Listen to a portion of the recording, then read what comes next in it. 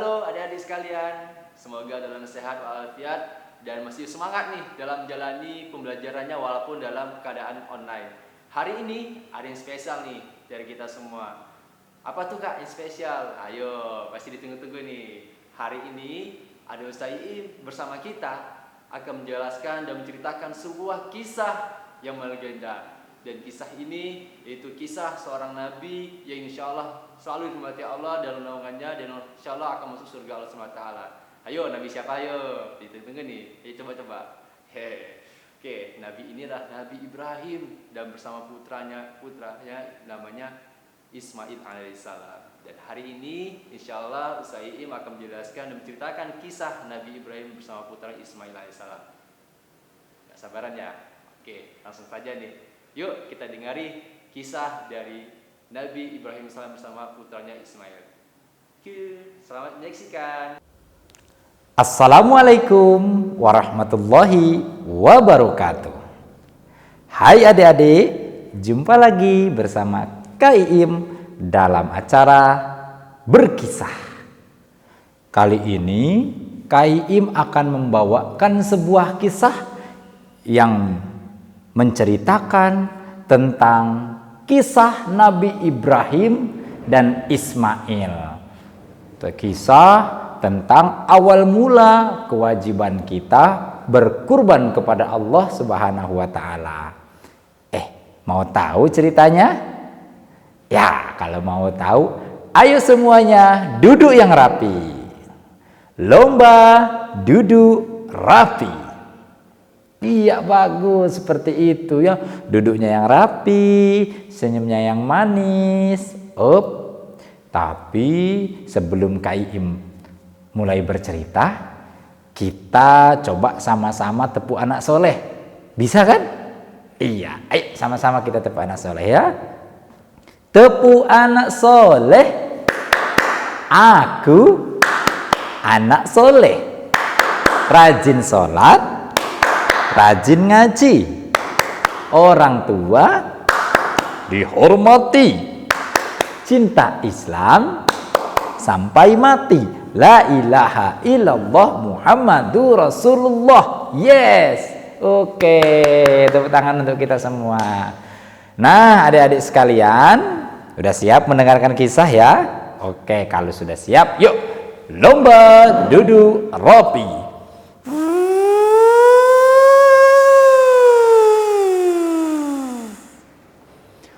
Dahulu kala di sebuah tempat di mana tepatnya di Mekah, tempatnya Nabi Ibrahim alaihissalam tinggal.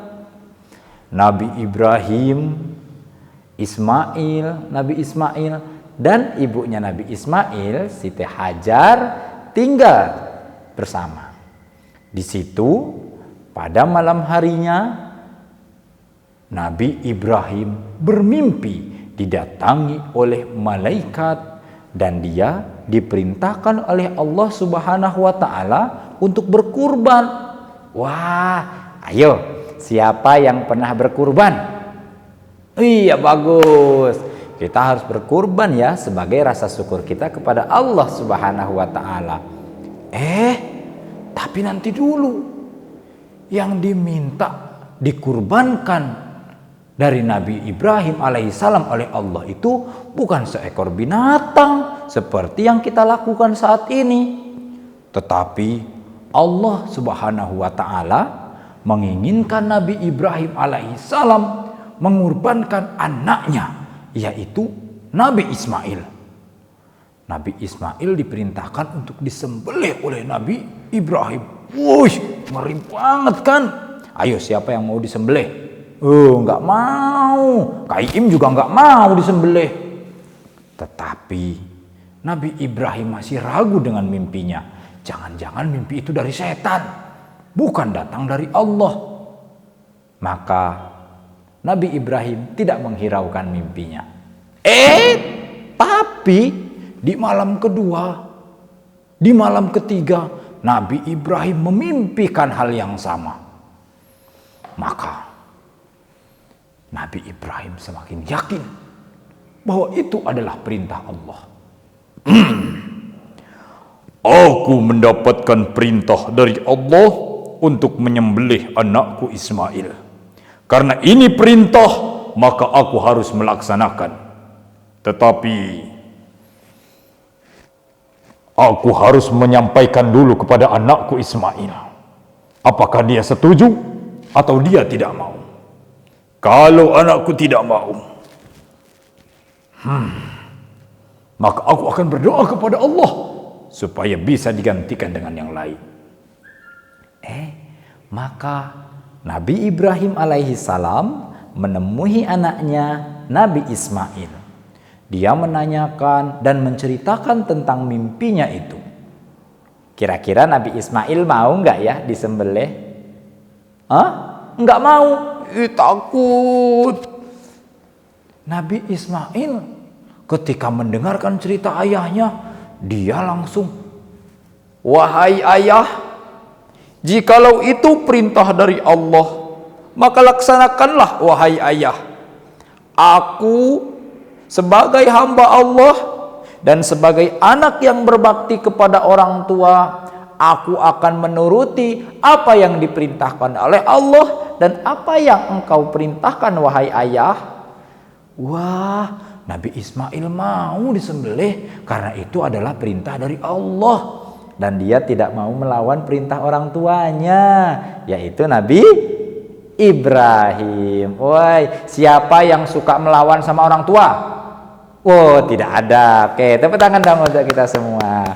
Tentu semuanya mau jadi anak soleh kan? Iya. Maka setelah pembicaraan itu, Nabi Ibrahim dan Ismail pun menceritakan juga kepada ibundanya, yaitu Siti Hajar. Siti Hajar mulanya keberatan. Anaknya satu-satunya mau disembelih. Tetapi karena ini adalah perintah Allah, maka ibunya Ismail pun mempersilahkan.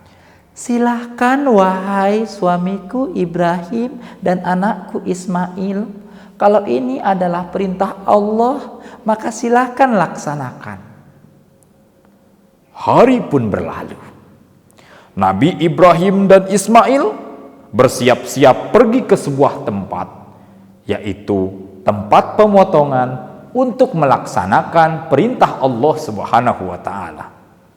Nabi Ibrahim sudah siap dengan pakaiannya, dengan parangnya. Ismail pun sudah siap dengan pakaiannya. Dia siap-siap dipotong. Di tengah perjalanan, Nabi Ibrahim bertemu dengan sesosok makhluk yang mengerikan. Ayo, siapa kira-kira? Iya, betul. Iblis. Iblis datang. Oi, Ibrahim. Sini Ibrahim. Dengarkan aku, hai Ibrahim. Tak usahlah kau memotong anakmu. Begitu tega Allah padamu. Sudah begitu lama kau berpisah dengan anakmu, dan ketika kau bertemu, engkau disuruh menyembelihnya. Jangan ikuti Ibrahim. Jangan ikutin. Ini adalah perintah yang mengada-ada. Jangan ikutin. Kira-kira Nabi Ibrahim ngikutin iblis nggak ya? Wih, betul. Nabi Ibrahim tidak mau. Nabi Ibrahim masih kukuh. Wahai iblis, aku adalah hamba Allah dan aku akan mengikuti perintah Allah. Apa yang dilakukan Nabi Ibrahim? Nabi Ibrahim mengambil 7 buah batu. Dan batu itu dilemparkan kepada iblis. Ya, a'udzubillahi minasyaitonirrajim. A'udzubillahi minasyaitonirrajim. A'udzubillahi minasyaitonirrajim. Iblis dilempari batu, terkena badannya dan langsung terbakar.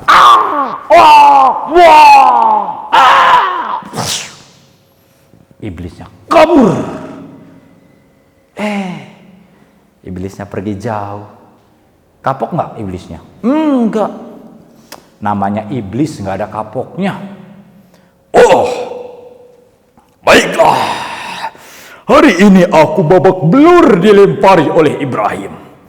Tetapi Ibrahim tidak bisa aku goda. Akan kugoda istrinya. Siti Hajar akan kugoda. Maka iblis pun mendatangi ibunya Nabi Ismail, istrinya Nabi Ibrahim, yaitu Siti Hajar. Wahai Siti Hajar, anakmu satu-satunya yang paling tampan. Ismail adalah anak kesayanganmu, anak sepatah wayangmu yang kau dapatkan bersama Nabi Ibrahim. Bertahun-tahun lama kalian menunggu. Kini setelah anakmu besar dan engkau akan merelakan anakmu disembelih, engkau sungguh ibu yang tidak berguna. Kau katakan pada Ibrahim, jangan sampai itu terjadi. Katakan. Kira-kira Siti Hajar mau nggak ya ngikutin iblis? Ya betul yang di pojok. Nggak mau. Siti Hajar nggak mau. Siti Hajar mengatakan, wahai iblis, aku tidak akan mengikuti apa yang kau katakan. Bagiku perintah Allah adalah segala-galanya. Karena aku hamba Allah, maka aku akan mengikuti Allah. Dan engkau iblis, rasakan ini.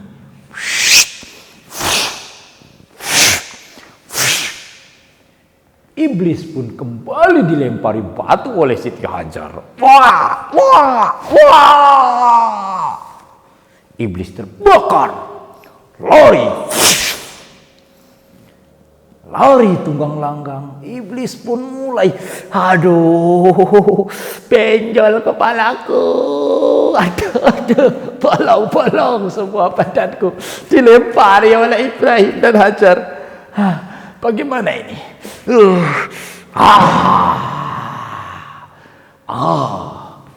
Ismail. Ya. Bukan iblis namanya kalau mudah menyerah. Setelah gagal pada Nabi Ibrahim, gagal pada Siti Hajar, maka dia akan menggoda siapa? Iya, Nabi Ismail digodanya. Nabi Ismail ketika berjalan dihadang oleh iblis. Oi, aduh, nabrak. Oi, Ismail, duduk di sini. Ada apa, wahai iblis? Engkau adalah anak kesayangan. Apakah engkau tidak sayang pada ibumu? Apakah engkau tidak sayang pada ayahmu? Kau jangan ikuti perintah Tuhanmu. Itu perintah yang mengada-ada. Kalau engkau tiada, kasihan ayah dan ibumu menantikan kehadiranmu di dunia ini bertahun-tahun. Dan engkau akan mati seperti itu saja. Hah? Iya. Apa kira-kira jawaban Nabi Ismail? Ayo. Iya, Nabi Ismail tetap tidak mau juga. Wahai iblis, apa yang kau katakan benar. Aku adalah anak yang dinanti-nantikan oleh ayah dan ibuku. Tetapi perintah Allah adalah segalanya. Orang tuaku memintaku, maka aku tidak akan melawan orang tuaku. Aku tidak akan membantah orang tuaku. Apa yang dikatakan orang tuaku pasti adalah suatu kebenaran dan aku tidak akan melawannya. Maka engkau wahai iblis, terimalah ini. Ismail pun melakukan hal yang sama yang dilakukan oleh Nabi Ibrahim dan Siti Hajar, melempar iblis pakai batu. Iya. Auzubillahi minasyaitonirrajim. Dilempar berkali-kali, iblis pun lari tunggang langgang. Dia mengakui, wahai Allah, aku mengakui bahwa keluarga Ibrahim adalah keluarga yang kuat. iblis pun lari tunggang langgang. Nah, adik-adik, apa yang terjadi? Nabi Ibrahim dan Ismail melanjutkan perjalanannya ke tempat pemotongan. Sampailah mereka di sebuah tempat. Nabi Ibrahim membaringkan Ismail di sebuah batu yang sangat besar. Di situ Nabi Ibrahim berdoa kepada Allah supaya Allah menerima kurbannya. Kira-kira Nabi Ismail jadi nggak ya disembelih? Penasaran? Oke, kalau penasaran yuk tepuk 1, tepuk 2. Pinter. Wah, hebat semua ya anak-anak di sini. Baik anak-anak, adik-adik semua yang ada di rumah, yang ada di sekolah, oke, yang ada dimanapun berada, apa yang terjadi setelah Nabi Ibrahim berdoa? Nabi Ibrahim segera mengarahkan pisaunya ke leher Nabi Ismail. Nabi Ibrahim tak sanggup melihatnya. Sambil berdoa, Nabi Ibrahim meneteskan air mata. Tetapi dia tetap ikhlas karena ini adalah perintah Allah. Ketika pisaunya mulai menempel di leher, ternyata Allah Subhanahu wa Ta'ala menyayangi keluarga Ibrahim dengan cara mengganti Nabi Ismail dengan seekor binatang, yaitu domba. Nabi Ismail pun tidak jadi disembelih, tapi yang dipotong adalah domba. Iya, padahal tadi sudah di sini, tapi ketika digerakkan Nabi Ismail berubah jadi domba. Ismailnya pindah. Iya, diganti oleh Allah langsung. Anak soleh. Oke, kalau sudah siap semua, begitu ceritanya ya. Nabi Ismail tidak jadi disembelih karena Allah Subhanahu wa Ta'ala segera mengganti Nabi Ismail dengan domba. Jadi tidak ada yang menyembelih anak, tidak ada yang menyembelih manusia. Maka pesan dari cerita ini adalah tidak boleh melawan kepada ayah dan bunda. Apapun yang diperintahkan oleh ayah dan bunda, kita harus mengikutinya.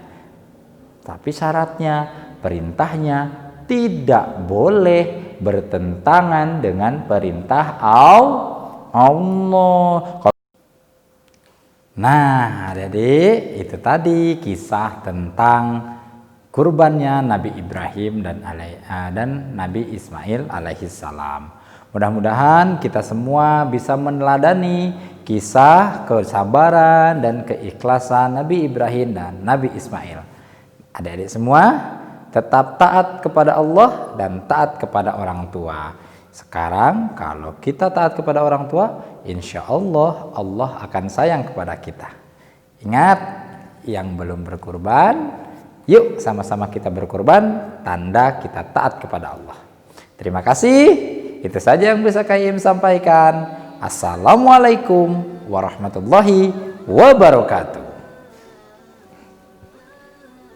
Oke, gimana nih kisahnya tadi diceritakan oleh Iib?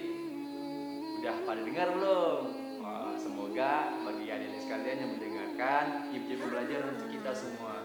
Bahwasanya inti dari cerita tadi bahwasanya kita harus mematuhi perintah orang tua kita dengan baik. Kita mematuhi perintah-perintahnya yang sesuai dengan syariat Allah SWT. Dan hari ini insya Allah pada tanggal 31 Juli besok kita akan melaksanakan hari Idul Adha. Oleh sebab itu kita harus bersemangat untuk menyambutnya. Dan puncak dari ibadah kita dalam Idul Adha ini kita menunaikan kurban kita. Nah, dari sekalian, boleh kok ajak kakaknya, abangnya, atau orang tuanya sekaligus, yuk kita bersama-sama kita tunaikan kurban kita. Hari ini ACT Bengkulu bersama Bawa Kurban membuka peluang sebesar-besarnya, seluas-luasnya kepada masyarakat untuk adik-adik sekalian. Yuk bersama-sama kita tunaikan kurban bersama ACT Bengkulu. Nah, nanti bagi adik-adik sekalian, bagi orang tua sekalian yang ingin menunaikan kurbannya bersama ACT Bengkulu, bisa nih di bawah langsung. Insyaallah kurban yang ditunaikan melalui ACT Bengkulu kita akan implementasikan, kita akan beri kepada mereka-mereka yang membutuhkan. wabarakatuh. Karena apa? Karena banyak di daerah sana yang belum merasakan nikmatnya daging kurban. Insya Allah kebermanfaatan ini kita bisa lebih luas lagi, sehingga saudara-saudara kita seiman, semuslim bisa menikmati daging kurban di hari ini. Oleh sebab itu yuk kita tunaikan kurban bersama Al Jatibul dulu. Sekian dari kami. Wassalamualaikum warahmatullahi wabarakatuh.